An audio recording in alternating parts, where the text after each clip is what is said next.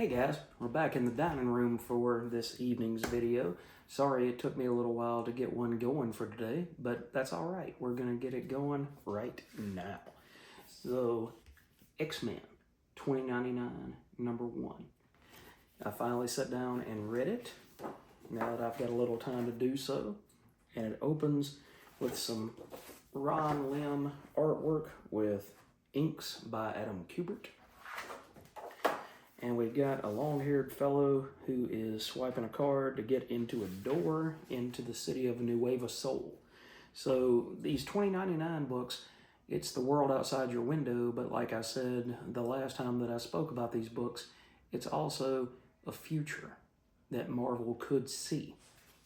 And I was a young guy when these books first came out, but in the end, I don't think, unless I'm extremely blessed, I won't live to see 2099 because I would be 119, something like that, 118. So unless I get extremely blessed with a long life, I'm not going to make it to see that myself. But he gets intercepted by this guard at the door, and he says, you know, go on in, the rest of the meat's inside. And it turns out it's a gathering, and it's just kind of a bunch of partiers. And so we finally learn that this guy's name is Fitzgerald, and the lady who he meets here with the extremely long arms is called Serpentina. And I'm starting to see why. Like a serpentine belt or something that reaches out and wraps around the entirety of the motor. So you've got that. And then she shows him Eddie, who kind of looks like a shaman, but Eddie has these special powers where he can control sounds through movement. And that's how he creates his musician's style. And he also has metallic properties. So if he touches something gold, then the sound is going to sound, the sound coming off of him is going to sound differently than if he was just regular skin or silver or another property or something like that. So you get introduced by the writer John Francis Moore, who was also writing Doom 2099 at the time. You get introduced to all of these characters, and it's moving quickly to get you caught up to where you need to be, so that in issue 2, I'm assuming, the action can just kind of pop off like that. But you also get to meet Noah Singe, who is in charge of Singe Casinos and Industries, and he meets Zeon, I believe is how you pronounce that, and he's kind of like the Charles Xavier of this world.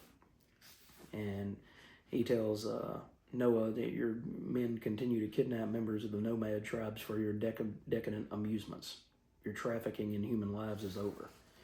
And he says, if you seek to hurt my people, I will make you suffer. I have the power to destroy you and all of this. And so he touches this stone wall here, and it crumbles to dust. So apparently one of his things is that he can age people or things. And then we go back to the casino, and we've got the brother and sister team of, let's see, what was this guy's name? Litton and his sister Dez, and they've captured this guy here, and they were going to put him to death, but he managed to knock out the master of ceremonies, so they take him off to the back, and then Dez kisses him, and Litton says, you know, what are you doing? That's trash that you're kissing. And she says, hey, he's about to die in the main room's cavalcade of justice. Just think, he'll go to the grave with my lips on his mind, you know? And so eventually we get this cool little thing in the middle here where you get to see, you got a couple of panels of Spider-Man 2099. Next is Ravage 2099, which was penciled by Paul Ryan and written by Stan Lee, at least initially. Get to see a couple of pages of John Francis Moore and Pat Broderick's Doom 2099.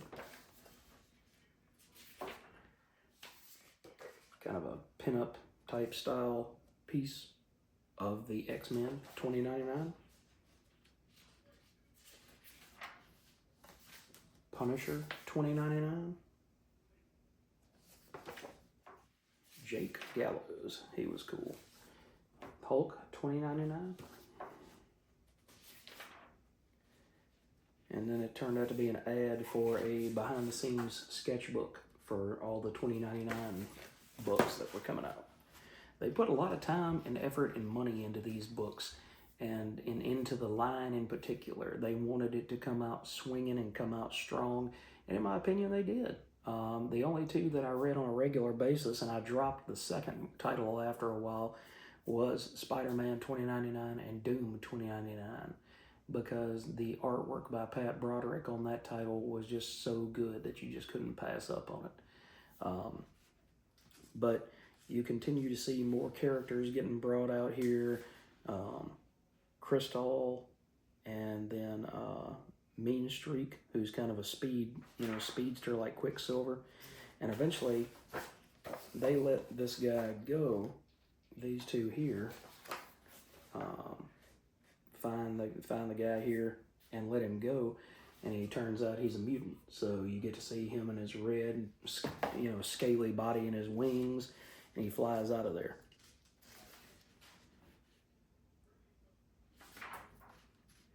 And then, like I said earlier, here comes the father back, Noah, and he's been aged beyond death. So he was already an old man when he talked to Xeon, but now he's passed. So Xeon has got a meeting that he has to go to at the gathering, and he's gonna, it's like Charles Xavier talking to his school of mutants, although some of them won't admit that they're mutants. And in the end, Fitz sees that there's a person that's about to shoot Xeon, and he ends up making him miss his mark, but he still hits him. And Xeon says, you need to get Shakti to come help me with this. And then the cops show up, and it just turns out to be, let's see, the last couple of panels.